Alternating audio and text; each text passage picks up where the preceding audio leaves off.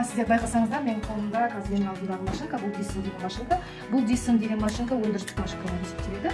Бұл машинкамен сіздер зигзаг жасайсыздар. Яғни пердеге, көрпешеге, әртүрлі төсек жапқыш болсын, дастархан болсын, барлығына ою-өрнекті зигзаг тоқым жасау әдісін осы машинка жасайды. Яғни сіздер жаңа байқасаңыздар, бұл машинканың бір ғана жаңағы қосымшасы, функциясының бірі, ерекшелігі бұл артқа да алдыға да жүреді. Бұл ерекшеліктің бірі, мына жерде бізде қалыпты машинкалардың ішінде лапка болатын болса, біз бұл лапканы мына жерде алып тастаймыз.